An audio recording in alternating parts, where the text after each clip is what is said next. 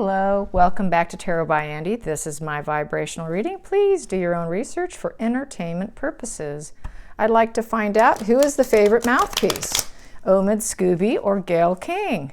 So I'm going to do a couple for Omid and a couple for Gayle King, 3 and 3.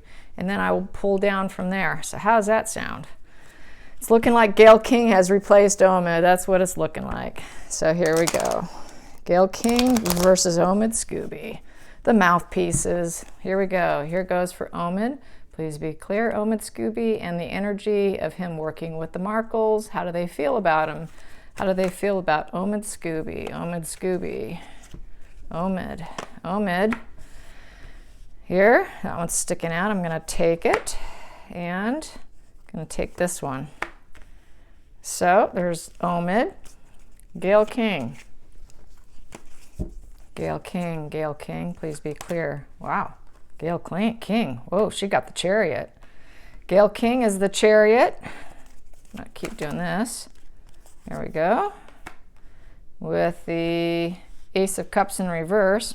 Something's wrong. Of course, I can do that all. Ooh, the Devil and the Devil card. I'm gonna make them all upright and then I will clarify. So what do we have here? I'm gonna make them all upright. Here we go. So with Omid Scoobie, we have here that he had to do a lot of manifesting, basically. He had to do a lot of manifesting with that 8, you know, the circle of life here, the magic number 8. And he had to weigh emotions. He had to balance emotions because he had to work closely with Markle with finding freedom. He had to appear strong. They think he's strong, so they feel he can manage and balance his emotions pretty good. They were a pretty good team there for a while there. They had the strength, but it became a huge burden. Because why? Now the book is on sale at Salvation Army for $1. It did not do well. So what that tells me is that it didn't profit enough for her and it was a failure. And he is probably in a extended devaluation at this point in time. Knowing narcissists like I do, I'm thinking he's probably on a devaluation phase at this point in time. And the blame is being put on him because of this card here. So that's basically how I feel about those 3 cards right there. For Gayle King, she's capable of really pushing the Chariot forward with them. She can really be a mover and shaker and bring everything to the forefront because of her position. She's in a higher position. She's a better source of fuel for Meghan and Harry because she's higher up there in society. And it's a new emotional beginning with her, and Gayle is willing to do anything to make it work. So who do you think the winner is here, you guys? We've got Omid with burdens, and we've got Gayle with the Devil willing to do anything. So it's very clear to me, without even clarifying, who the winner is, who the winner for this malignant, unknown, this narcissist who's completely unaware of herself.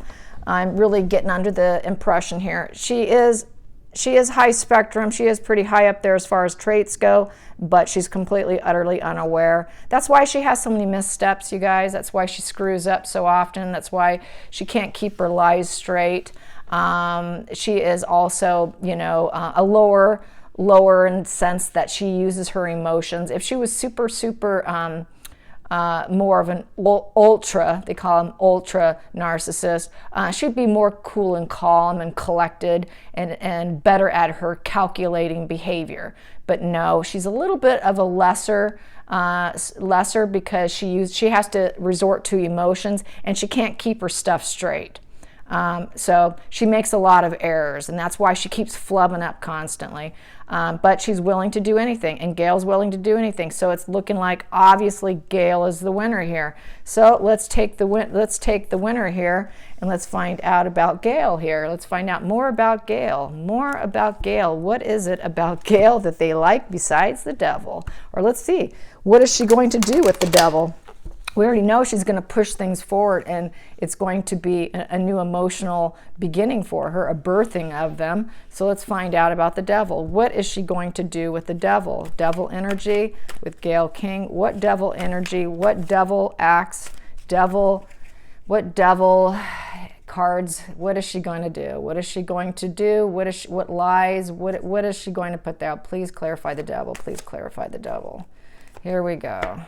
Well, she's going to talk about the thievery, the thief card.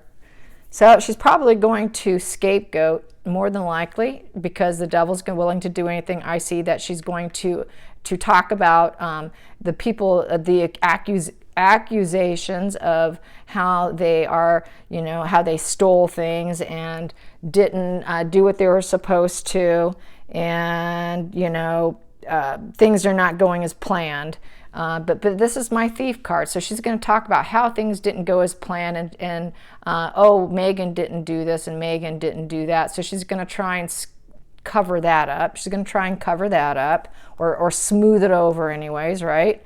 And she's going to also talk about the fact, saying that they are not at rock bottom. They're not at rock bottom. What are you talking about? They're doing great. So she's going to lie about their mental status. And she's going to lie about the fact that they are not lovers. She's going to say they are madly in love. They're madly in love. They're so happy. They're not at rock bottom.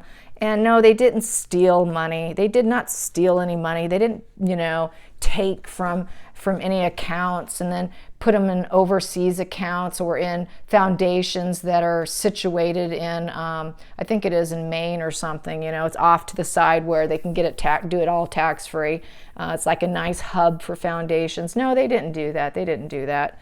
I'm gonna take this one because it's sticking out. And yeah, they're a partnership. They've got lots of partnerships on the table. They got deals galore, just deals galore. Everyone wants to work with them. And she's going to lie about their ability to create. We got the Ace of Wands in reverse. She's going to lie and say that they're very, very creative, that they've got all kinds of stuff off the ground, and there are lots of partnerships off the ground here, and that there's all these new creative beginnings, and how courageous they are. So that's what she's going to lie about. She's just going to completely paint a different picture. It's really the picture that Megan wants. And Harry too. I got to put Harry in there too, because right now he's completely fully on board, because he's just not aware of what she is. He gets glimmers and peaks of it when she shows him, but she quickly smooths it over, and with his with his need to be nurtured by her, by an older woman, he needs that nurturing. He depends on it. He's completely codependent, so that's why he doesn't do anything. His codependency and his empathy, he does have some empathy, unlike her, because he's much lower there if he is a narcissist, or if he just has his toe on the line, his empathy kicks in for her, and that's why we have this here, He's willing to do whatever for her. It's the dark side of the empath, basically. The dark side of an empathic individual will do that. When they get pushed, comes to shove, they will turn to their dark side. And that is basically, I think, what Harry has done here, because he has shown empathy in the past with some of his, his foundations for the wounded warriors and whatnot. So he is willing to go along with the program here. It's that dark side of him has been tapped in via Megan. She has ignited that dark side of him, and he's using this level of I have to protect her, and using it as a scapegoat measure for his dark side, as far as I'm concerned. He's using that as an excuse. So let's find out about where is it? Here we go. So let's find out now about Omid Scoobie. What is about Omid Scoobie that got him debunked? He got bunked out. He did. He's been replaced. He's been replaced because it became a burden because of the book. So let's find out, how is Omid Scoobie doing? How is Omid doing? And tell us more about the burdens. Tell us more about the burdens, Omid Scoobie, and tell us more about the burdens. Tell us more about the burdens that Omid Scoobie felt and expressed. He probably expressed the burdens. How dare you? Narcissists don't want to hear your problems. If you're having a problem with it, go figure it out and don't bring it to me. No empathy. No empathy for Megan. She probably just said, oh, shut up, Omid. I don't want to hear it. Go figure it out. That's your problem. And so that's why they end up becoming less desirable fuel supply. They don't want you pissing and moaning. Only they are allowed to piss and moan, and you are to jump through hoops for them. So let's get this. Here we go. Omid Scoobie, Omid Scoobie, Omid Scoobie, and all these swords. The wand. Okay, here we go. Not swords, wands, excuse me, the burden card. So yeah, he complained he was tired. It was making him exhausted. So working with the narcissist does make you exhausted. The narcissist is not exhausted. It's built in them to be that way. Their demands, their go, go, go, go, go. She was very demanding on him. He needed constant rest and recovery from her. He needed breaks from her. And that thoroughly irritated her. How dare you take a break? I tell you when you can take a break. It's not now. Now's not the time, Omid. You cannot do that. We've got too many burdens and you're not allowed to take a break. How dare you? You're supposed to check with me first. So he basically started getting this devaluation because of that. And then we have here King of Pentacles in reverse. The book did not make money. You did not make us rich. It is your fault. It is your fault. So scapegoating him. Scapegoating him. What else do I have here? I'm going to take it out. We have here, and we no longer love you. We're not just doing it. We're not chasing after you anymore. We're not loving this. You couldn't make us money. You're constantly complaining about it's too much of a burden and you need rest and recovery. And we didn't make money and we're just not loving working with you anymore. And we also have here tower crashing to a lesser degree. The book didn't do so well. It's not a huge fail, but it's a fail nonetheless to a lesser degree. Okay? And the next one I have here is Page of Pentacles. And we have a son to protect. Okay, this is the false front. We have a son to protect and to create a legacy for. And also, you are not, also it can be seen with the Page of Pentacles, is you're not hardworking enough. We want more of a hard worker. It could also be seen that way. Not only can it be seen, we need to make money for our son, but it's also is you're not hardworking enough because you need that rest and recovery and you complain too much. So let's get under the surface for Omid. And this isn't helping our legacy. You're not helping our legacy. You heard it. So yeah, they basically threw him under the bus. That's what it's looking like. He got thrown under the bus, just as we expected. I expected this. And in the center of it, and we're just with the Four of Cups in reverse. This is the center of the situation. This is the boredom and disconnected in reverse. So they weren't bored with them and they did not feel disconnected. So they are still connected to him, but they're just not using and utilizing him at this time. He's not fully disconnected. They will not fully disconnect from him. Narcissists never fully disconnect. You get put on the back burner to be later dusted off for when they need to utilize you. So he's not fully disconnected. They will not disconnect because you are a useful appliance to them to use. You're like a toaster. If they need that piece of toast, they need that toaster sitting around somewhere. So basically, that's what it is. They need to utilize him at a later date in case Gayle goes off the rails, in case Gayle screws up and starts complaining. Now they can go back, dust him off, and use him as a replacement fuel supply. So no, they're not going to completely shut him off, and they did not completely shut him off, but they did give him a nice telling off that he complains too much, and right now we're going through Gayle. And so he just gets to sit here collecting dust until they want to utilize him. So that is what that is. That is how that is going down. Let's find out. If she is. I'm curious if Markle is looking for a new love supply, because I do think that Harry is in a long, drawn-out devaluation phase, extended devaluation at this point in time. That is the phase where he's currently at, is extended devaluation. Extended devaluation can last years. It can last 6, 7, 8 years. It can last a very long time before they do a final discard. But the final discard usually comes from the narcissist. It does not come from the victim. It comes from the protagonist, yeah. So anyways, it's going to be Megan. It's going to be Megan. And first, though, she's going to need to find a new primary source of supply, because Harry is her primary source of supply. And that makes up a good, 80% or so, because she's an unaware narcissist and she's not as good as she thinks she is. She doesn't have quite the supply sources lined up. A lot of people have left her. She's lost a lot of supply sources. So she needs to align and find someone to replace him before she discards Harry completely. He is in that long-term devaluation right now. Just by her calling him has is a negative way of calling him, and calling him H. That is devaluation, taking away his taking away his name and giving him this devaluation nickname. I'm sure he doesn't enjoy it. So let's find out. Is Megan looking for a new supply source? Is Megan looking for a new supply source? Is she looking for a new supply source? Here we go.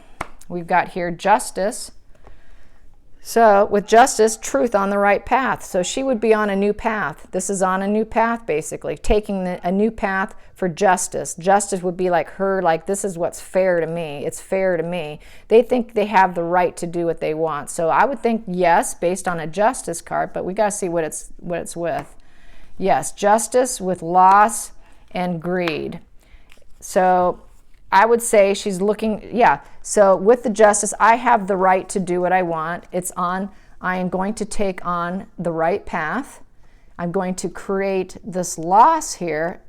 I have to create a loss to get on this new path so that I can have my Four of Pentacles, which is to, I am going to be overly cautious and set back and hanging back with it. So she's going to be very cautious with creating this loss and going on this new path. And it's also the greed card, and it's looking for more money and greed because it'll be when he has been depleted financially. So she's going to have to restock up and find another source of money supply here. So that is those three cards, and I can go down and start clarifying those three is what I'm going to do. So let's clarify the justice card. Please clarify justice, clarify the justice. Here we go. What I have here is the Hermit. So yeah, she is going inward. She is thinking long and hard. She's reflecting in isolation, withdraw, and it is part of her, in her mind, in her narcissistic mind, it is a part of her self-care. It's her self-care to find a new source of supply. It is self-care. I will take care of myself. I will always take care of myself. If you can't take care of me in the future, if your family's going to cut us off, I'm going to go into self-care. I'm going to go inward. I'm going to do some inner isolations. It is what's right for me. So what do we have for the loss card? I have this one. We have judgment in reverse. Do not judge me for my actions. It was the right thing for me to do. She doesn't want the judgment. So she doesn't have awareness of what she's doing. She's fully not awake. She is an unaware narcissist. But the judgment in reverse is fearing the judgment and self-doubt. It's also the inner critic. So she does have the inner critic and self-doubt, but don't you judge me. Don't judge me over this loss that I'm going to create, this deep total discard that I'm going to do eventually. She doesn't want the judgment of the discard. She really is afraid of that judgment because it sets her off. It's a narcissist injury. She can't handle any criticism whatsoever, and it's going to create a lot of criticism for her, and she knows that. So that loss that she's going to cause in Harry, she's really going to be triggered with this judgment, and that is what keeps her from doing it right now, is because she knows the judgment's going to come clamping down on her from the public. How could you do this to Harry? He walked away. He left the UK for you. He dropped everything for you, and then you decided it was the right thing for you to do because you're doing self-care, have created this loss to chase after more money somewhere else. How dare you? She doesn't want to hear that. That is like the worst thing to a narcissist. And then this last row here is getting out of stormy waters is a risky take. She fears getting out of the stormy waters. So this is someone, who's taken off with the Eight of Cups upright. That is abandonment. She is afraid of abandonment. She has abandonment issues. So not only is Harry codependent and fear abandonment, so does Megan. I've been saying for a while now, I think she has borderline, and they do fear abandonment, and they fear judgment, and they fear criticism. So they have a lot of narc traits. And so she fears abandonment. She fears the abandonment of the money. She's terrified of not having money. That abandonment, you are not providing the money for me, Harry, and she really doesn't want to have to leave, and she fears that abandonment. She fears that she's going to miss out in case things turn around. So I think she feels that quite possibly she could have some hope in winning, because they always think they can win. They always think they can get everyone under control. So I think with this card, I need to clarify this card with the 8 of Cups, but I'm pretty certain it's the grandiosity of her mind. Here we go. The 8 of Cups. Please clarify the 8 of Cups. Here we go. That is the Moon. Yeah. With leaving, if she was to leave, she doesn't know what's going to be ahead of her. It's the unknown path. I'm going down another unknown path. At least with the royals, she knows what's going on. She knows how to play them. She knows how to poke the bear. She knows how to create lots of prickly feelings among people. She knows the cast of characters. For her, she knows the supply. She knows their issues. She has studied their body language. She has studied their personas. She has tried to acquisition and take parts and bits of them and install it into herself, because she doesn't have a core self. She knows the cast of characters. Next time around, she doesn't know who the cast of characters is. Her ego is going to be involved. She doesn't know the path. The path is not clear, and it could be very emotional. It's hitting more emotions here with the ego and emotions. With the crab is the ego in this card, with the water, and the crab is in the water. So she knows she's apt to become very emotional with the fear of not knowing what's coming up. She doesn't like the fear of the unknown. It's the fear of the unknown and the risk of total abandonment. She fears abandonment in order to seek money, greed, the greed card. So yeah, she fears that, but she's so unknowing of herself that she probably will do it at some point in time. I've been asked, when will it happen? When will all this go down? It's really hard, you guys, with cards. I would have to do it with a pendulum and go month by month through the years and months. It would take me a long time. It takes time. It's not something that's really quick. So that's why I don't do it on camera. I've also been asked, when will the baby news leak? When will the baby news leak? So I can give it a shot with the cards, but like I said, not a good indicator for timing. Tarot's terrible at it. Really, the pendulum is the way to go. So let's see what I can get. When will we find out? When will there be a massive leak of the fake pregnancy? When will there be a massive leak of the pregnancy? Wands would be days to spring. Pentacles is years to months.